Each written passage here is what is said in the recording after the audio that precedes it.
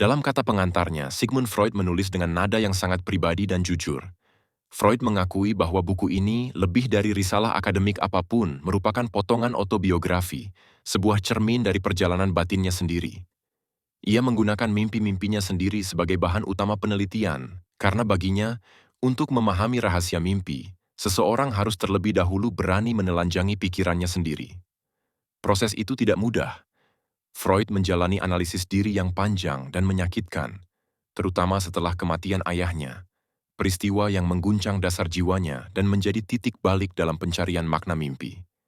Ia menyebut bahwa naskah buku ini selesai pada tahun 1899, sebuah tahun yang baginya menandai akhir dari abad ketidaktahuan dan awal dari pencerahan psikologis. Freud tahu betul bahwa gagasannya akan mengundang penolakan. Ia berani menyatakan bahwa mimpi bukan sekadar gejala acak dari aktivitas otak, melainkan memiliki makna yang dalam, bahwa setiap mimpi adalah pemenuhan keinginan tersembunyi, dan di baliknya tersimpan kebenaran yang seringkali tidak nyaman tentang dorongan seksualitas dan agresi manusia. Pandangan semacam ini jelas bertentangan dengan pemikiran ilmiah dominan saat itu, yang menganggap mimpi hanyalah busa tak berarti di permukaan kesadaran. Namun Freud tidak gentar. Ia menegaskan pendiriannya dengan mengutip kalimat dari penyair Romawi Virgil. Jika aku tak bisa membengkokkan para dewa di atas, aku akan mengguncang dunia bawah.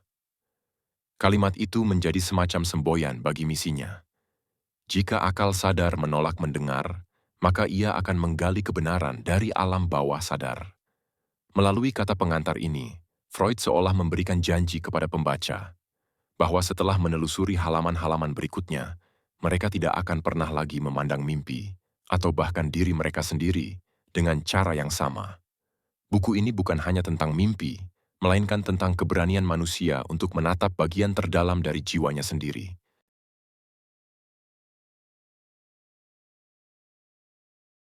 Freud memulai langkahnya dengan sikap seorang arkeolog intelektual. Sebelum membangun rumah baru bagi pemahaman tentang mimpi, ia harus terlebih dahulu membersihkan lahan dari reruntuhan teori-teori lama. Ia melakukan survei yang luas terhadap literatur ilmiah tentang mimpi, dari para filsuf kuno hingga ilmuwan modern pada masanya, dan kesimpulan yang ia temukan sungguh mengecewakan. Semua teori terdahulu, menurutnya, berhenti di permukaan dan gagal menembus inti persoalan. Freud membagi para pemikir sebelumnya ke dalam beberapa kelompok. Ada yang mengikuti jejak Aristoteles, memandang mimpi sebagai gema samar dari pengalaman dan sensasi siang hari. Ada pula para dokter dan fisiolog, seperti Wundt dan Maury, yang menafsirkan mimpi sebagai reaksi acak terhadap rangsangan fisik. Suara jam alarm yang dalam mimpi berubah menjadi dentang lonceng gereja, atau rasa tidak nyaman di perut yang termanifestasi menjadi sosok monster menakutkan. Dalam pandangan Freud, pendekatan semacam ini mereduksi mimpi, fenomena yang begitu kaya secara psikologis menjadi sekadar gejala mekanis dalam sistem saraf. Namun, di antara para pendahulunya, Freud melihat secercah cahaya pada tokoh seperti Scherner, yang memperkenalkan gagasan tentang simbolisme mimpi. Scherner menyadari bahwa mimpi berbicara melalui lambang, bahwa misalnya rumah dalam mimpi bisa melambangkan tubuh. Akan tetapi menurut Freud, Scherner terjebak pada kesalahan mendasar. Ia mengira simbol-simbol itu memiliki arti universal dan tetap, seperti entry dalam kamus. Ia memang menemukan adanya alegori, tetapi gagal memahami dinamika psikologis yang melahirkan simbol-simbol itu. Bagi Freud, semua penelitian sebelumnya kehilangan dua hal mendasar. Pertama, mereka tidak menyadari bahwa mimpi adalah ciptaan pikiran si pemimpi sendiri, bahwa setiap mimpi memiliki makna psikologis yang bersifat pribadi dan unik. Kedua, mereka terjebak oleh absurditas mimpi. Karena kisah yang muncul dalam mimpi tampak kacau dan tidak logis, mereka beranggapan bahwa mimpi itu sendiri tidak bermakna. Padahal menurut Freud, apa yang tampak aneh atau tidak masuk akal hanyalah isi manifest, wajah luar dari mimpi, topeng yang menutupi kebenaran di baliknya. Yang gagal mereka lihat, kata Freud, adalah pertanyaan yang seharusnya paling penting. Kekuatan psikologis apa yang menciptakan absurditas ini? Dan untuk tujuan apa? Disinilah Freud memposisikan dirinya. Ia melihat bahwa semua pemikir besar sebelum dirinya telah berdiri di depan pintu misteri mimpi. Namun tak satu pun dari mereka menemukan kuncinya. Dan kunci itulah yang menurut Freud kini ia pegang.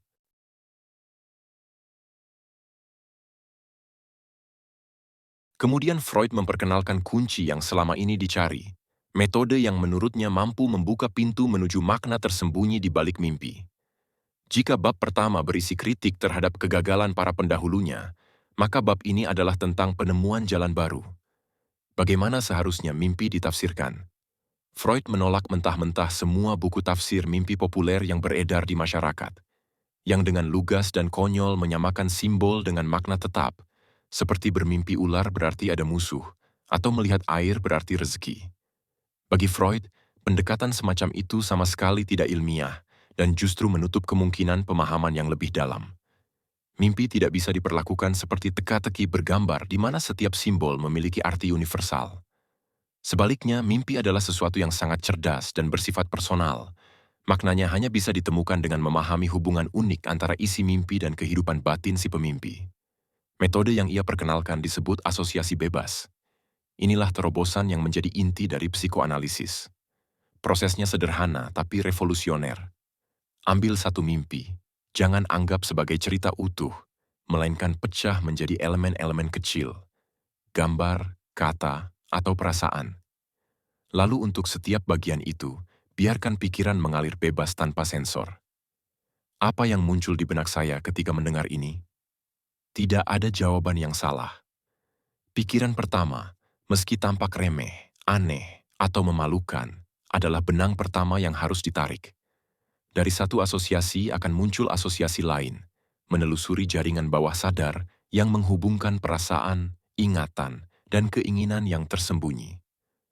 Untuk menunjukkan bagaimana metode ini bekerja, Freud menelanjangi dirinya sendiri dengan menganalisis salah satu mimpinya yang paling terkenal, mimpi suntikan Irma. Dalam mimpi itu, Freud melihat dirinya memeriksa seorang pasien muda bernama Irma, merasa cemas karena pengobatannya gagal.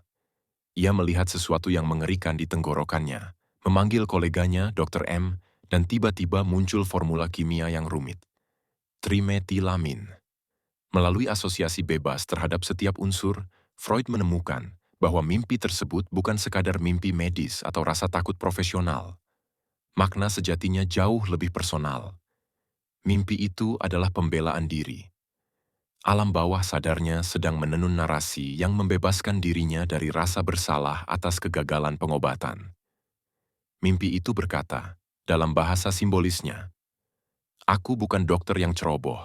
Irma sendiri yang bersalah dan diagnosis Dr. M pun keliru."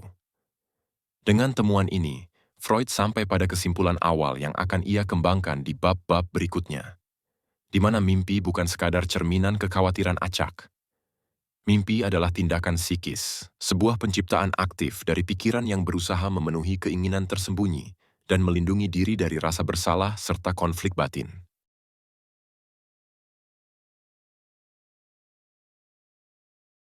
Freud sampai pada inti dari seluruh teorinya, tesis yang paling radikal sekaligus paling disalahpahami. Setiap mimpi, tanpa kecuali, adalah pemenuhan sebuah keinginan. Disinilah jantung pemikirannya berdegup. Mimpi bukan kebetulan, bukan kekacauan mental, melainkan cara pikiran kita memuaskan dorongan-dorongan yang tak terpenuhi di dunia nyata. Untuk menunjukkan ide ini, Freud memulai dengan contoh-contoh sederhana.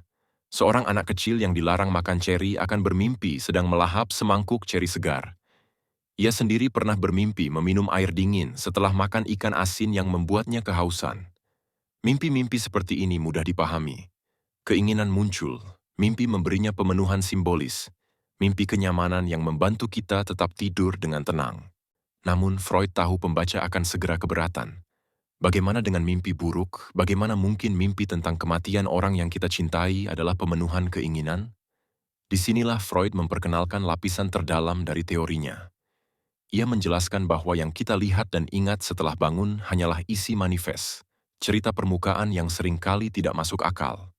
Di baliknya tersembunyi isi laten, yaitu keinginan yang sebenarnya dipenuhi oleh mimpi. Dan keinginan itu seringkali bukan keinginan sadar, melainkan keinginan yang ditekan, dorongan yang tak bisa diterima oleh kesadaran, sehingga bersembunyi di wilayah bawah sadar. Freud memberikan contoh seorang wanita muda bermimpi keponakannya meninggal dunia. mimpi yang tampak kejam dan mengerikan. Namun analisis menunjukkan bahwa jika keponakan itu benar-benar meninggal, wanita tersebut akan berkesempatan bertemu kembali dengan pria yang dicintainya, yang selama ini dilarang menjalin hubungan dengannya. Dengan demikian, keinginan yang sebenarnya bukanlah agar sang keponakan mati, melainkan agar ia bisa bertemu dengan pria itu. Mimpi, dalam logika bawah sadar yang polos sekaligus brutal, memilih jalan pintas untuk mewujudkan keinginan itu. Freud juga menjelaskan bahwa mimpi kecemasan tidak meniadakan prinsip pemenuhan keinginan. Kecemasan dalam mimpi justru muncul karena mimpi berhasil menampilkan keinginan yang terlarang, seringkali bersifat seksual atau agresif, sisa dari konflik masa kanak-kanak. Ketika keinginan itu muncul di dalam mimpi, bagian sadar diri kita, yaitu ego, bereaksi dengan ngeri dan menimbulkan rasa takut. Dengan kata lain, mimpi tetap memenuhi keinginan bawah sadar, tetapi kesadaran menolak hasilnya. Akhirnya, Freud merumuskan fungsi mimpi dengan sangat elegan. Mimpi adalah penjaga tidur. Tugasnya bukan membangunkan kita, melainkan menjaga agar kita tetap tertidur. Ketika dorongan-dorongan bawah sadar mulai mengganggu, mimpi menenangkannya dengan memberi mereka bentuk halusinasi yang memuaskan. Sebuah drama imajiner di mana keinginan itu seolah terpenuhi. Dengan begitu, tubuh kita tetap bisa beristirahat, sementara pikiran diam-diam menuntaskan urusannya di dunia bayangan.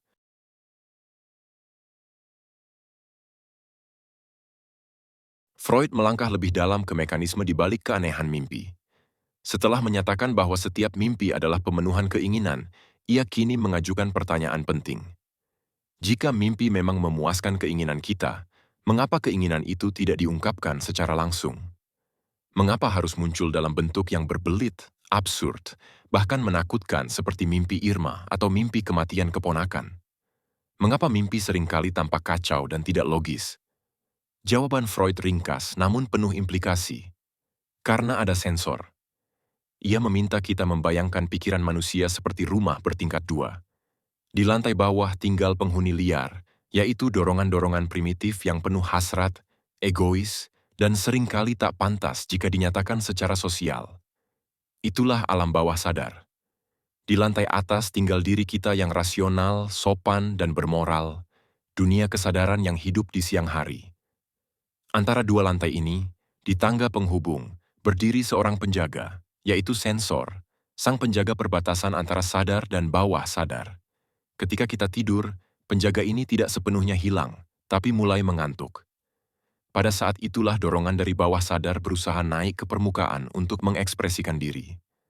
Namun, agar bisa melewati penjaga tanpa menimbulkan alarm, dorongan itu harus menyamar, berubah bentuk, memakai simbol, berbicara dalam bahasa yang samar dan tersamarkan. Dengan cara ini, sensor tidak mengenalinya sebagai sesuatu yang berbahaya dan membiarkannya lewat. Proses penyamaran inilah yang Freud sebut sebagai distorsi mimpi. Ia menjelaskan bahwa absurditas dan ketidakteraturan dalam mimpi bukanlah kebetulan, melainkan hasil kerja dari mekanisme penyamaran ini. Justru karena ada perlawanan dari sensor, isi laten harus diubah menjadi isi manifest. Cerita mimpi yang tampak aneh dan tidak masuk akal bagi kesadaran kita. Dengan demikian, keanehan mimpi adalah bukti adanya pertarungan batin antara dorongan yang ingin muncul dan kekuatan yang berusaha menahannya. Semakin terlarang atau tidak dapat diterima suatu keinginan, semakin keras perlawanan dari sensor, dan semakin besar pula distorsi yang dihasilkan. Maka, mimpi yang paling absurd seringkali justru menyembunyikan keinginan yang paling dalam, paling tabu, dan paling manusiawi.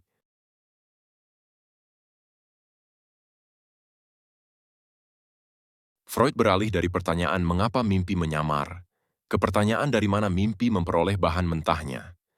Jika mimpi adalah hasil kerja para perancang busana di alam bawah sadar, maka dari mana mereka mendapatkan kain dan benang untuk menjahit penyamaran itu? Jawabannya, kata Freud, berasal dari tiga sumber utama yang terus-menerus memasok bahan bagi produksi mimpi. Pertama, dari sensasi malam hari, baik yang bersifat internal maupun eksternal. Inilah sumber yang selama ini menjadi fokus para dokter dan fisiolog sebelum Freud. Ketika seseorang tidur, tubuhnya tetap merasakan rangsangan, suara alarm yang berdenting, tekanan selimut yang berat, rasa sakit di perut, atau bahkan cahaya yang menyelinap ke mata. Pikiran yang sedang bermimpi akan segera menganyam sensasi-sensasi ini ke dalam narasi mimpinya. Misalnya, bunyi alarm mungkin berubah menjadi lonceng gereja dalam mimpi, atau rasa tidak nyaman di perut berubah menjadi adegan dikejar monster. Dengan cara ini, mimpi membantu kita menjelaskan sensasi itu dalam cerita simbolik agar tidur tidak terganggu, sebuah strategi agar kita tetap terlelap. Kedua, dan jauh lebih penting, adalah apa yang Freud sebut sisa-sisa hari. Mimpi selalu punya hubungan dengan kehidupan sehari-hari kita. Hal-hal sepele, baik itu sebuah percakapan ringan, wajah orang asing yang kita lihat di jalan, kekhawatiran kecil di tempat kerja, semua bisa muncul kembali di dalam mimpi. Freud melihat bahwa pikiran sadar sering menganggap hal-hal ini tidak penting, dan justru karena itulah sensor menurunkan kewaspadaannya. Alam bawah sadar kemudian memanfaatkan celah ini. Ia menumpang pada sisa-sisa hari itu untuk menyalurkan keinginan yang lebih dalam. Dengan kata lain, pengalaman sehari-hari menyediakan bahan permukaan, tetapi kekuatan pendorong di balik mimpi berasal dari kedalaman yang lebih tua dan lebih gelap. Ketiga, Freud mengidentifikasi sumber yang paling dalam, yaitu ingatan masa kanak-kanak. Sisa-sisa hari memang terkait dengan pengalaman terkini, tetapi melalui rantai asosiasi, ingatan tersebut terhubung kembali ke kenangan jauh dari masa kecil, masa ketika keinginan manusia belum tunduk pada norma sosial. Di sanalah, kata Freud, berdiam sumber energi psikologis yang sejati. Keinginan masa kanak-kanak yang direpresi tetapi tak pernah mati. Mimpi, dalam banyak kasus, hanyalah panggung tempat keinginan-keinginan tua, itu mencari bentuk baru untuk mengekspresikan diri. Di bab inilah Freud pertama kali memperkenalkan gagasan yang kelak menjadi salah satu konsep paling kontroversial dalam sejarah psikoanalisis, yaitu Oedipus Complex. Melalui analisis mimpi, termasuk mimpinya sendiri tentang kematian sang ayah dan mimpinya tentang tragedi Oedipus Rex, Freud menyimpulkan bahwa di kedalaman jiwa manusia bersemayam pola keinginan universal, yaitu cinta tersembunyi terhadap orang tua yang berlainan jenis dan perasaan cemburu atau permusuhan terhadap orang tua yang sejenis. Keinginan ini, meskipun ditekan oleh kesadaran dan norma moral, tetap hidup di bawah permukaan dan menjadi bahan bakar bagi banyak mimpi kita. Dengan demikian, mimpi bukan hanya permainan imajinasi atau reaksi tubuh terhadap rangsangan luar. Ia adalah drama psikologis yang menenun benang antara masa kini dan masa kecil, antara pengalaman sadar dan keinginan yang paling purba, yang kita semua bawa dalam tidur kita setiap malam.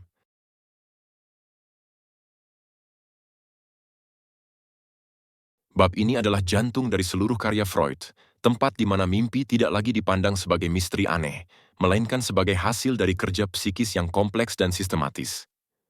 Jika bab sebelumnya berbicara tentang apa bahan mentah mimpi, maka bab ini menjelaskan bagaimana bahan-bahan itu diolah menjadi bentuk yang bisa kita ingat ketika bangun.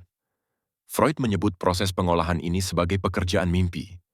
Pekerjaan mimpi bukanlah kerja rasional. Ia tidak mengikuti logika atau bahasa seperti pikiran sadar. Ia adalah pabrik bawah sadar yang bekerja dengan gambar, asosiasi bebas, dan emosi yang berpindah-pindah. Dalam pabrik inilah dorongan terlarang disamarkan, disembunyikan, dan diubah menjadi sesuatu yang bisa lolos dari penjaga kesadaran. Freud menemukan bahwa ada 4 mesin utama yang mengatur cara mimpi bekerja. 1. Kondensasi.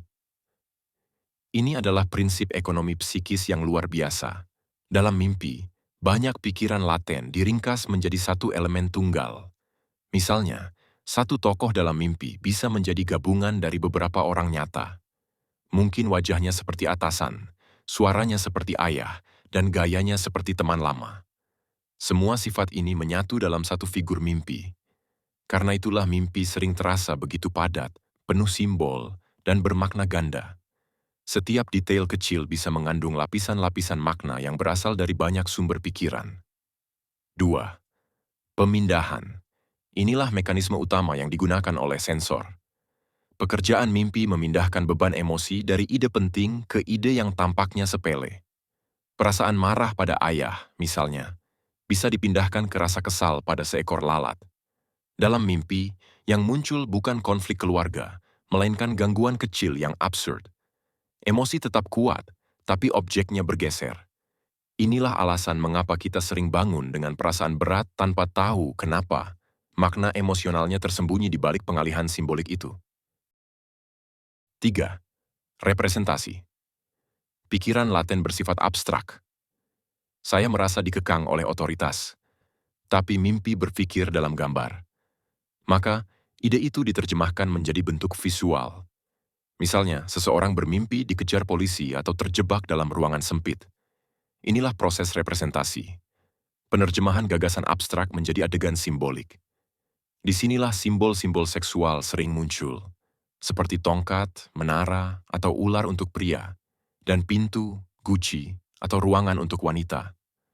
Namun Freud menegaskan, simbol-simbol ini tidak bersifat universal. Setiap mimpi harus ditafsirkan lewat asosiasi pribadi si pemimpi, bukan lewat kamus simbol umum. 4. Revisi sekunder. Ini adalah tahap editorial terakhir yang bekerja menjelang kita bangun. Pikiran sadar berusaha menata kekacauan dari 3 mekanisme sebelumnya, agar tampak seperti cerita yang masuk akal. Ia menambal kekosongan, menyusun kronologi, dan membuat narasi yang bisa diceritakan. Padahal sebenarnya, alur itu hanyalah konstruksi pasca fakta. Hasil penyuntingan sadar atas bahan-bahan bawah sadar yang tak beraturan. Freud menyimpulkan bahwa mimpi adalah hasil kompromi antara 2 kekuatan. Keinginan bawah sadar yang ingin muncul, dan sensor yang berusaha menekan. Pekerjaan mimpi adalah medan pertempuran antara keduanya. Tempat di mana kebenaran psikis disamarkan melalui gambar, simbol, dan cerita yang aneh. Dengan memahami mekanisme ini, Freud membuka jalan bagi cara baru membaca mimpi. Bukan sebagai ramalan, tetapi sebagai teks tersembunyi yang menyingkap drama terdalam dari jiwa manusia.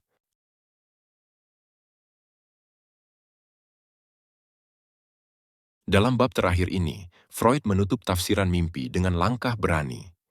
Ia tidak lagi hanya menjelaskan mimpi, tetapi membangun model menyeluruh tentang bagaimana pikiran manusia bekerja.